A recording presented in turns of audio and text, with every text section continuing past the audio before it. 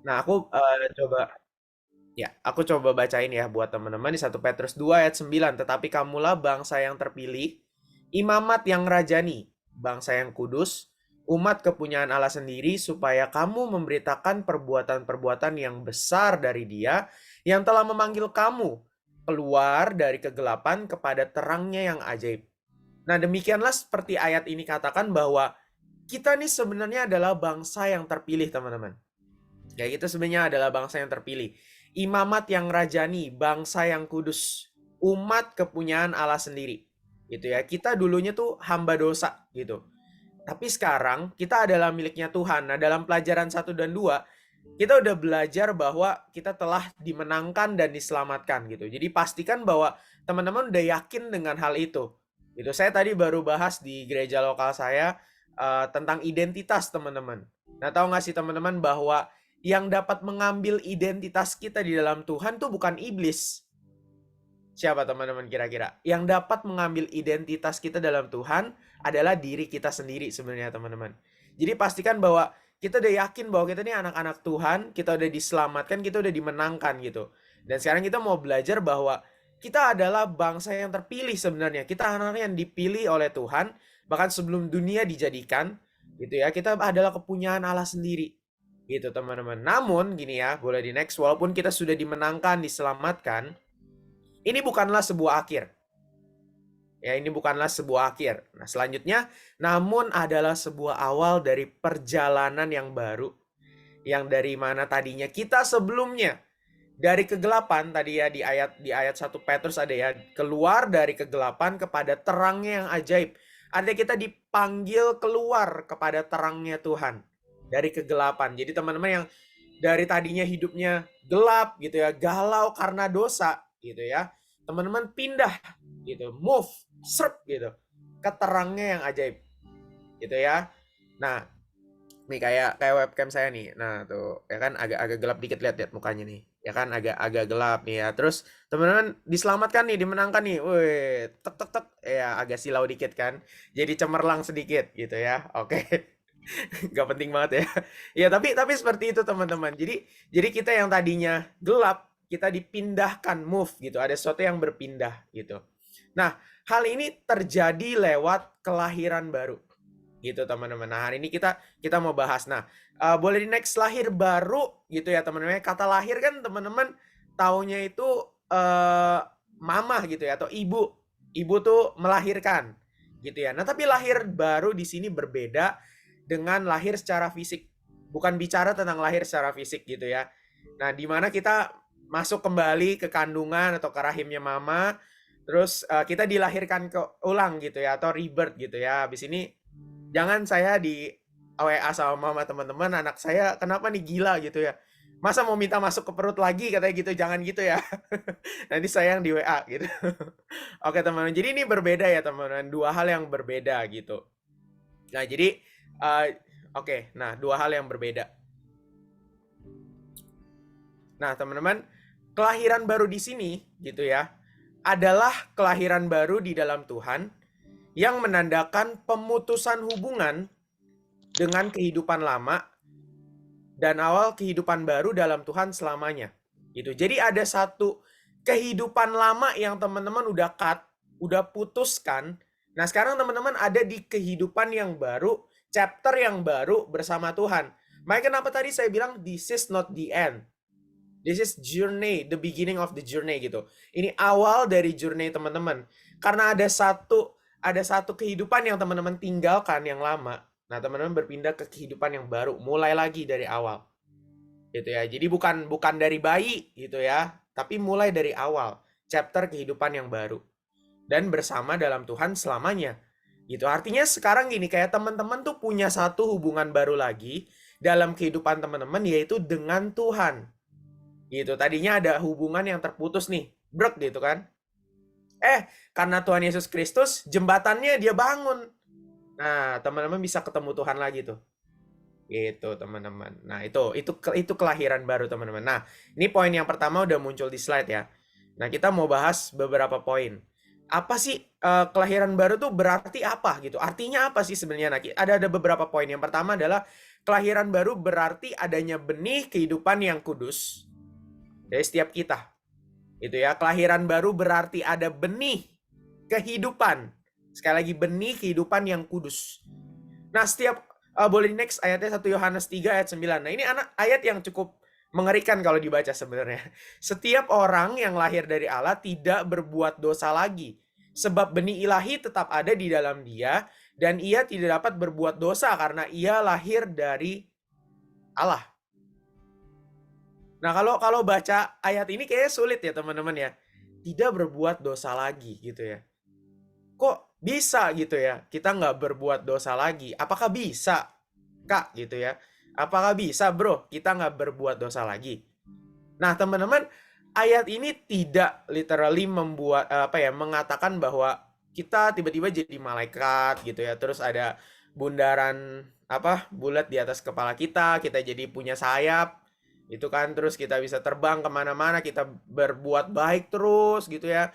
Nggak, kalau ditanya orang apa, iya, udah kemana-mana jawabannya haleluya, shalom, puji Tuhan, ya. Terus ada orang lagi ada masalah, serahkanlah kekhawatiranmu kepada Tuhan, haleluya gitu. Nah, bukan yang seperti itu teman-teman gitu ya. Itu hal yang cukup positif, tapi bukan literally seperti itu gitu. Nah, teman-teman, ayat ini bicara satu pengertian bahwa kayak gini. Kita masih bisa jatuh dalam dosa. Kita masih bisa jatuh dalam dosa. Tapi gini, namun kita tidak hidup lagi di dalam dosa. Jatuh dalam dosa dan hidup di dalam dosa adalah dua hal yang berbeda, teman-teman. Kita nggak lagi hidup dalam dosa. Nah, contohnya gimana dulu yang kita nyontek nih, misalnya ya. Biasa aja gitu. Ya, yang lain juga nyontek gitu kan. Gue juga mau gitu kan. Nah, sekarang jadi teman-teman kalau mau nyontek tuh, aduh, kayak salah banget ya. Gitu. Nah, ada benih yang benih kehidupan, teman-teman. Gitu ya. Kita memilih kehidupan, bukan kegelapan, bukan kematian. Gitu. Jadi kita nggak mau walaupun kita jatuh dalam dosa, tapi kita mau cepet-cepet balik gitu rasanya. Nah, kita nggak tahan gitu. Karena DNA kita, nature-nya kita sekarang adalah benih yang kudus. Gitu, teman-teman. Dulu nonton film porno, ya udahlah biasa gitu kan. Enak-enak ya, enak lagi gitu kan. Ya kan, enak lagi nonton film porno kan. Biasa aja gitu. Nah, sekarang jadi aduh udah deh, nggak pengen gitu lagi. Gitu, teman-teman. Nah, dulu makan kebanyakan gitu ya. Bodo amat lah, mau all you can eat tiap hari gitu kan. Mau pesta pora, makan setiap hari. Teman-teman, makan kebanyakan itu juga adalah dosa loh, teman-teman, by the way. Gitu. Jadi segala sesuatu yang berlebihan adalah dosa. Jadi ya sering kan dibilang sama pendeta, katanya tubuh kita nih bait Allah gitu ya. Terus kita bilang sama orang yang ngerokok, jangan ngerokok lu, tubuh lu bait Allah.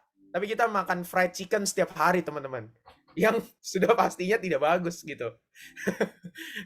Ya kan. Nah, itu juga ada dosa. Jadi be careful with whatever we do gitu. Dengan apapun yang kita lakukan, teman-teman. Baik makan gitu ya, minum soda terlalu banyak gitu. Bukan nggak boleh. Ya makan enak sih gitu ya, makan enak sih gitu ya. Tapi makan tempe kebanyakan ya, Vin ya, nanti asam urat gitu kan.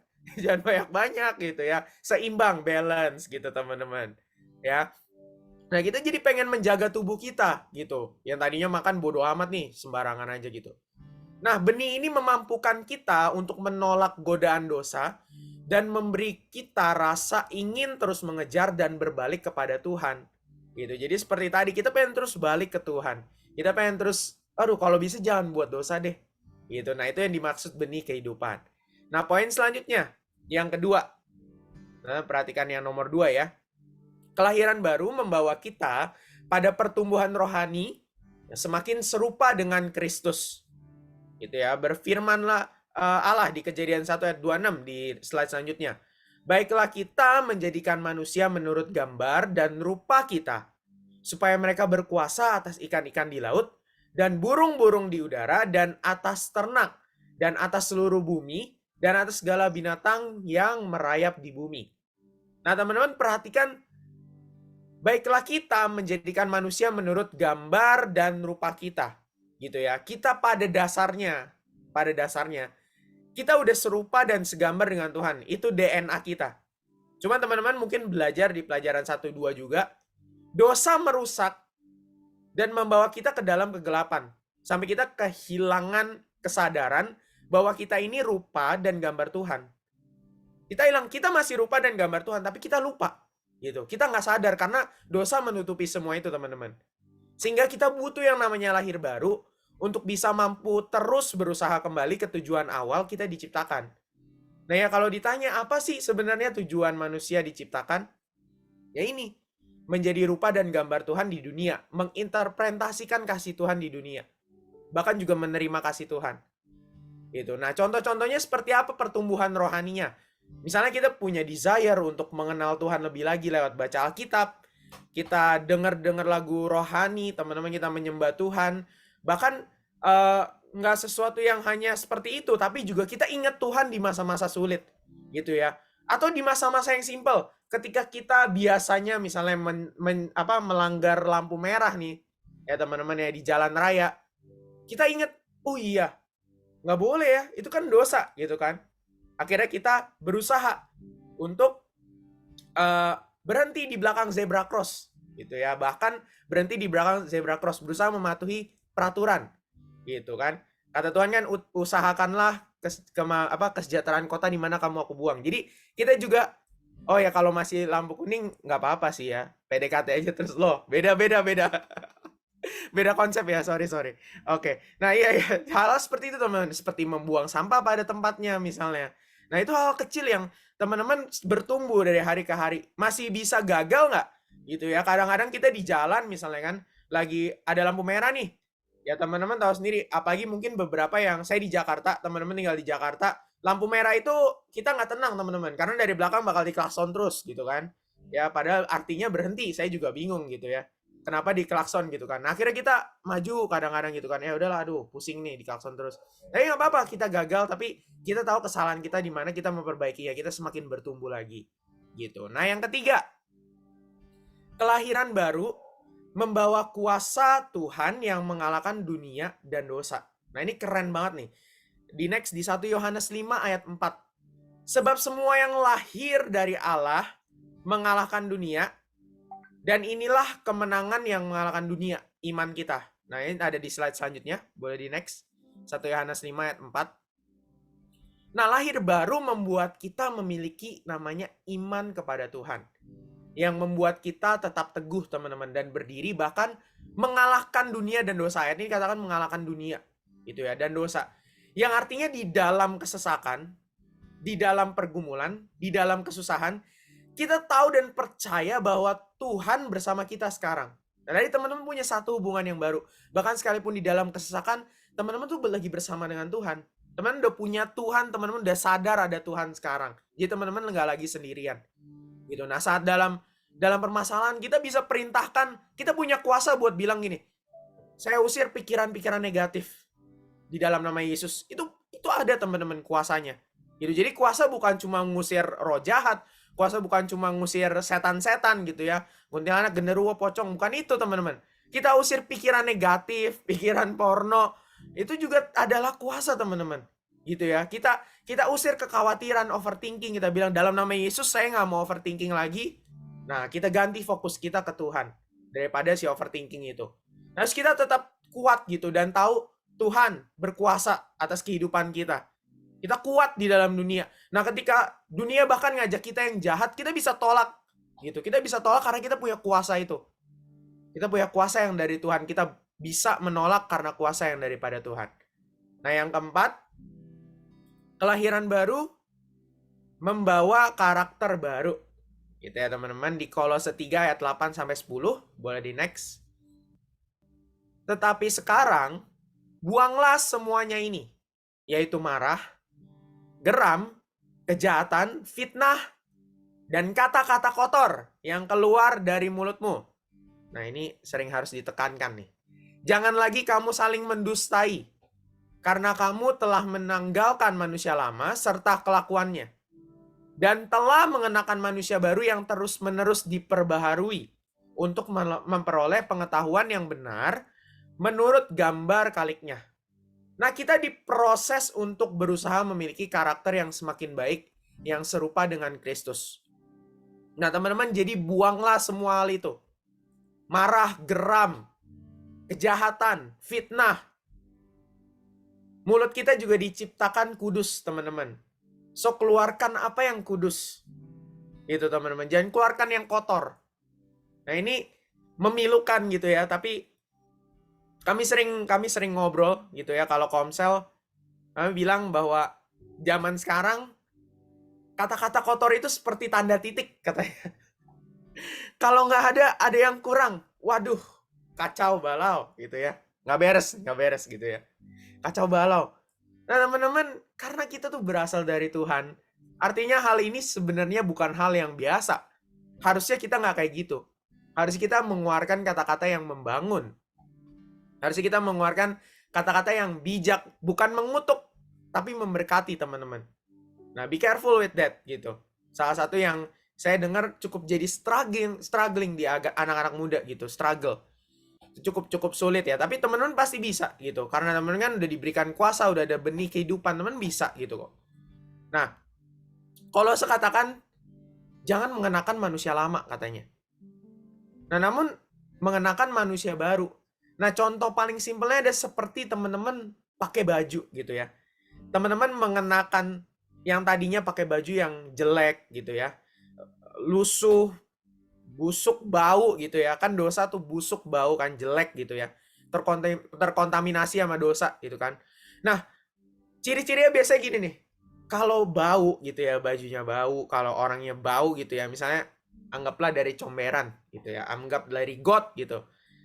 Nah, orang pasti nggak mau deket gitu, teman-teman. Biasanya kalau deket pun dia tutup hidungnya gitu kan. Ih, bau banget nih orang gitu kan, misalnya contoh gitu kan. Ya bukan menghina orang ya, cuman memang fakta gitu bahwa ya bau gitu kan. Karena dia habis main di lumpur dosa gitu. Nah, seperti teman-teman dibersihkan gitu ya, terus teman-teman ganti baju gitu ya, baju yang baru, yang wangi gitu. Nah, sekarang teman-teman udah pakai baju yang bagus. Udah nyenengin deh, warnanya colorful, bagus gitu. Orang sampai heran gini. Orang bahkan sampai heran kayak, kok tadinya dia bajunya jelek gitu ya. Ya, contoh baju nih ya. Kok tuh bajunya jelek, nggak menarik gitu ya. Ih, sekarang bagus banget loh dia.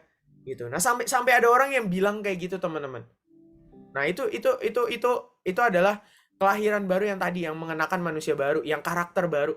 Kok dia yang tadinya kayaknya aduh, gue males deh kalau ngomong sama dia, toxic gitu. Nggak enak, menyerap energi, kayaknya ngomong sama dia negatif, terus yang keluar negatif, terus gitu.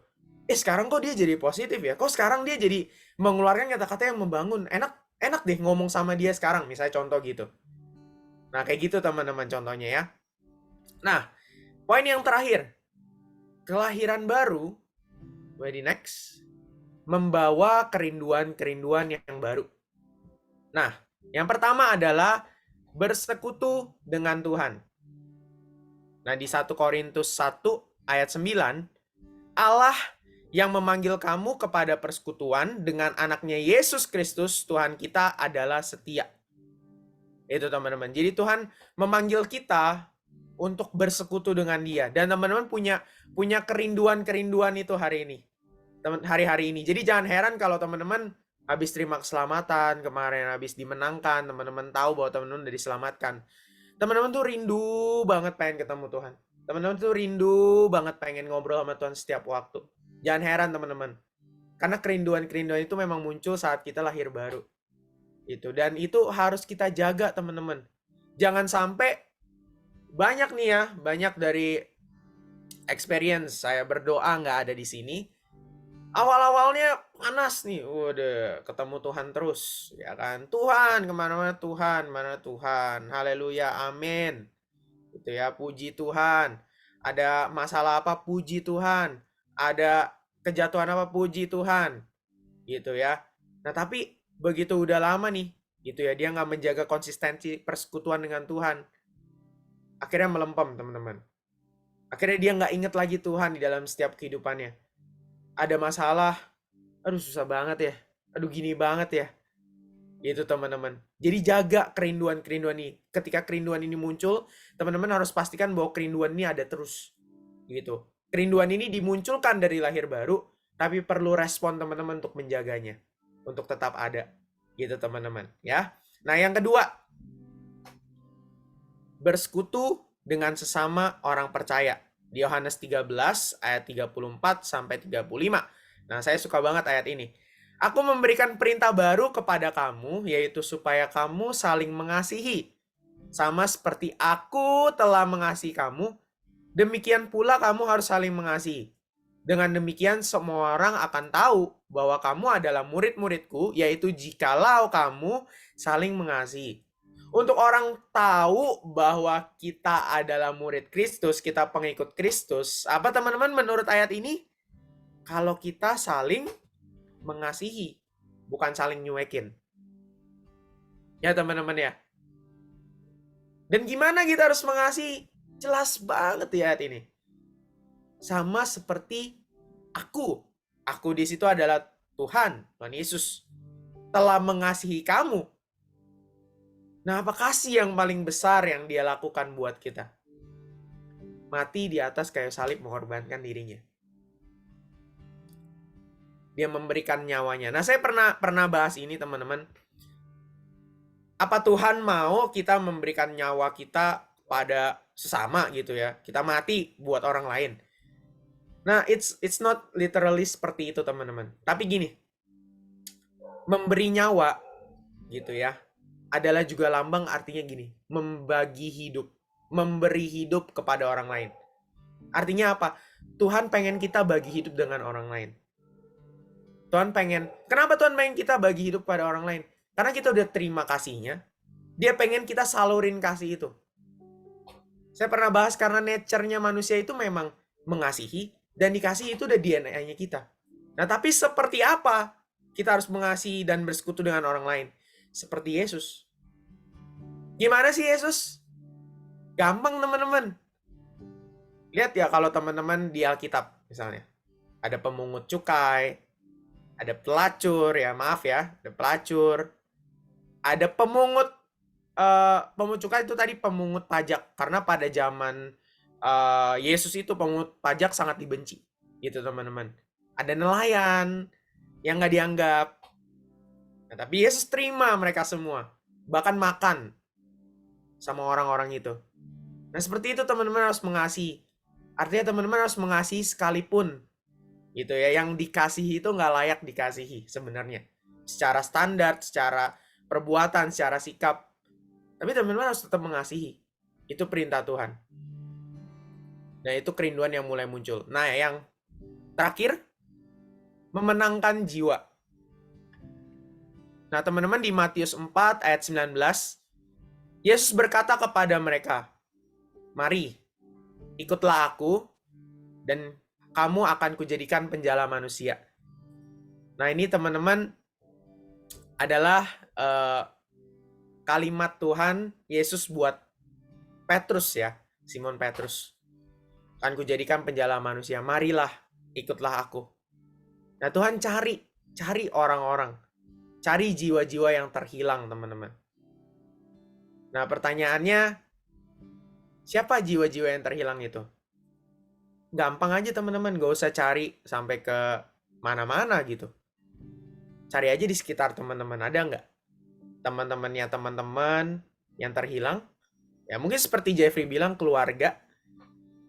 Teman-teman udah dengar tentang keselamatan, teman-teman udah dengar tentang kemenangan teman-teman. Mau nggak kita share berita baik ini kepada orang-orang di sekitar kita? Nah, mulai dari sana dulu teman-teman untuk share. Buat bilang, tahu nggak sih? Yesus tuh masih dulu lagi. Gitu ya. Pak, tahu nggak sih? Papa tuh dikasihi sama Tuhan. Ma, tahu nggak sih? Mama tuh dikasihi sama Tuhan. Dan aku mau belajar mengasihi kalian sebagaimana Tuhan mengasihi kalian. Bisa nggak bilang gitu, teman-teman? Kadang-kadang gitu susah ya ngungkapin kasih ke orang ya, teman-teman. Tapi mereka juga layak dikasihi. Ya, yuk, bisa yuk. Ya. Oke, nah itu tadi 5 poinnya ya. Nah, saya simpulkan sedikit ya teman-teman ya. Tadi teman-teman punya benih kehidupan yang kudus. Yang pertama. Nah, teman-teman nggak lagi hidup dalam dosa. Walaupun teman-teman masih bisa jatuh dalam dosa. Gitu. Jadi jangan merasa kecil hati kalau teman-teman jatuh dalam dosa. Tapi pastikan bahwa teman-teman tidak hidup lagi dalam dosa. Bahwa dosa bukan nature ya teman-teman. Gitu ya, teman-teman udah kudus. Teman-teman punya benih kehidupan. Yang kedua, teman-teman bertumbuh secara rohani. Semakin hari teman-teman semakin jadi rupa dan gambar Tuhan. gitu ya. Teman-teman semakin punya desire untuk mengenal Tuhan, menyembah Tuhan, ingat Tuhan bahkan di masa-masa sulit teman-teman. Nah yang ketiga, teman-teman punya kuasa untuk menangking segala hal yang ada di dunia, untuk menang dari segala dunia, untuk menang dari dosa. Teman-teman punya kuasa itu untuk keluar. Jadi jangan remehkan diri teman-teman lagi. Teman-teman punya kekuatan itu karena Tuhan, bukan karena teman-teman. Jadi andalkan Tuhan. Yang keempat adalah karakter yang baru. Nah, teman-teman semakin diperbarui, semakin dewasa. Gitu ya, teman-teman udah nggak mengenakan lagi baju yang jelek itu. Sekarang teman-teman pakai baju yang bagus, yang wangi. Yang orang tuh mau deket sama teman-teman. Pastikan hal itu, teman-teman. Nah, yang kelima, kita muncul kerinduan-kerinduan yang baru. Kita mau bersekutu dengan Tuhan. Ya, teman-teman, kita terus mencari Tuhan dalam kehidupan kita. Nah, kita juga nggak lupa bersekutu dengan sesama. Gitu ya, jadi jangan ya bersekutu sama Tuhan bagus terus-menerus, tapi jangan bersekutu di kamar mulu ya. Itu ya kudus sih sebulan, tapi jadi nanti kita nggak update kampungan kita kan. Bersekutu dengan orang jangan lupa gitu sama sesama. Kita butuh orang lain, teman-teman ya. Itu kita butuh mengasihi dan butuh dikasihi juga. Itu kita saling mengasihi. Dan juga yang terakhir adalah memenangkan jiwa, teman-teman. Coba lihat sekeliling kita. Siapa yang butuh kita kasih tahu berita keselamatan ini, berita kemenangan ini. Itu siapa yang kita rindu untuk tahu tentang Kristus, bagikan. Nah, saya bagikan cerita ini sebenarnya di batch yang lalu juga. Mungkin beberapa pembina juga udah dengar, beberapa teman-teman udah familiar. Nah, saya mau tutup dengan sebuah kesaksian. Ada seorang anak laki-laki, ya teman-teman ya. Ya mungkin udah beberapa udah ada yang ya gitu ya, udah gitu ya, udah nggak surprise. Tapi nggak apa-apa, saya pengen ceritain.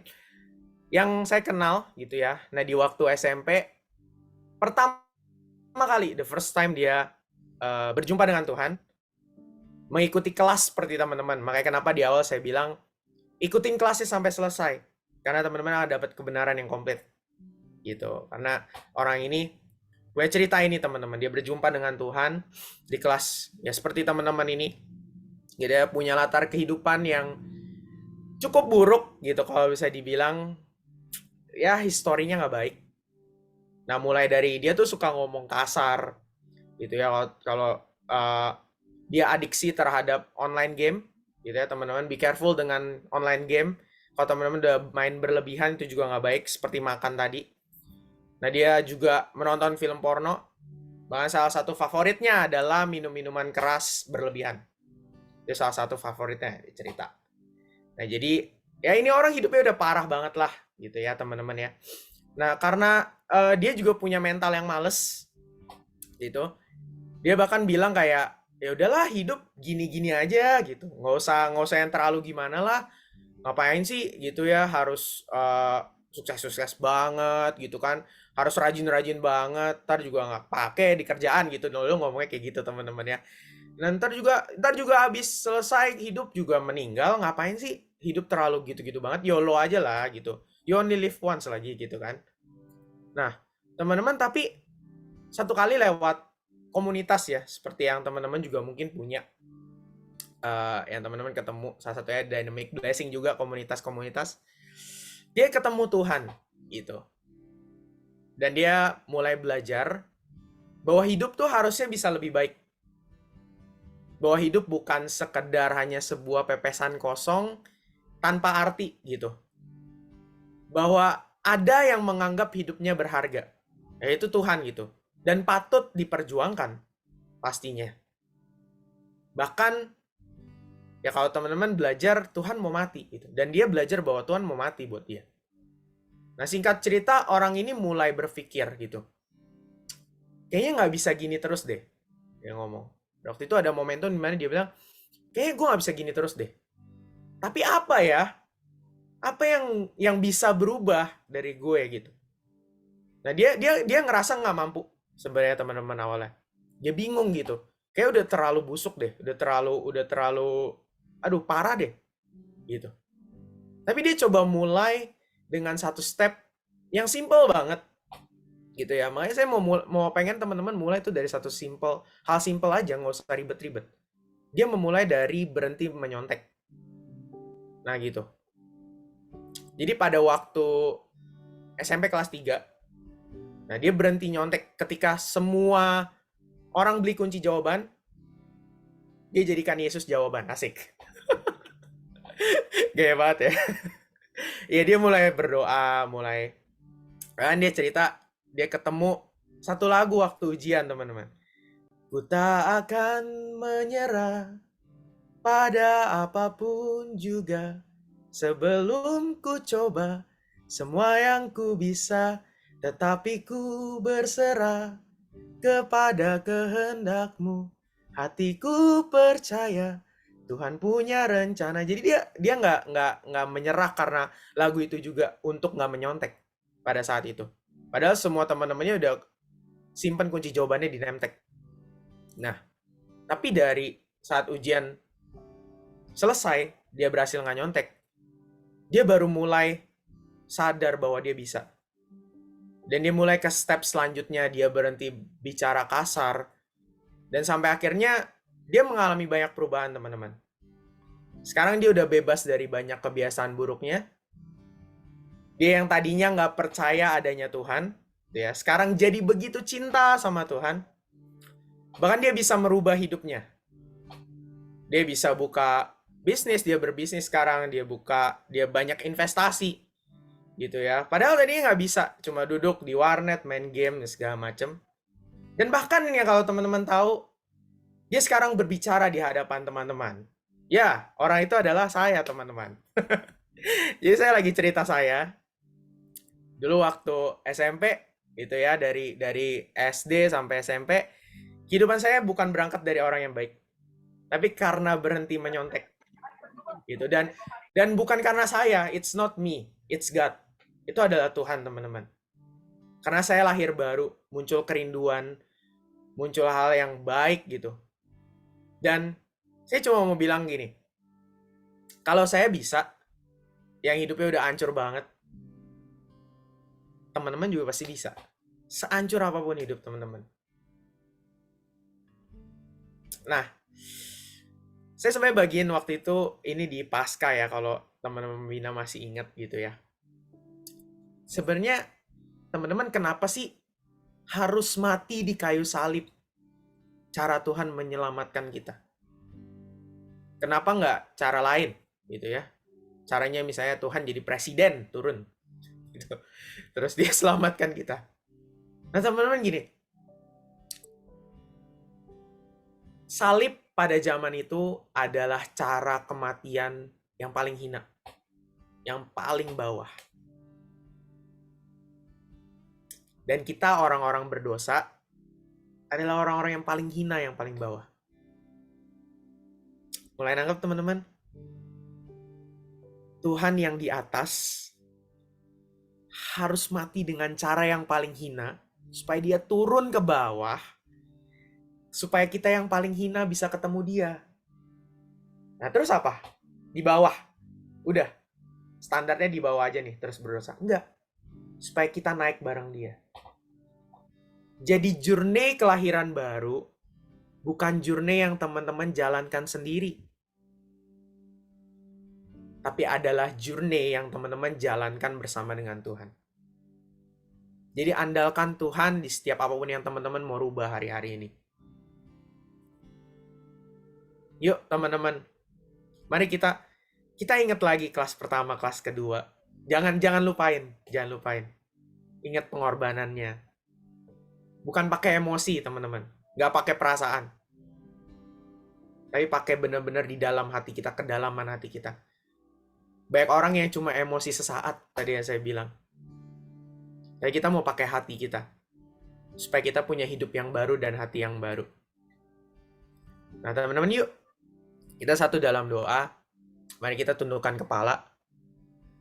Kalau teman-teman, it's okay kalau teman-teman lebih okay untuk close game, but saya pengen kita lakuin satu langkah iman, teman-teman. Buat teman-teman hari ini yang teman-teman ngerasa bahwa teman punya kerinduan-kerinduan itu, bahwa teman-teman mulai rindu untuk bersama dengan Tuhan. Atau bahkan teman-teman yang ngerasa sebenarnya hidup gue udah parah banget, bro. Emang bisa ya gue berubah?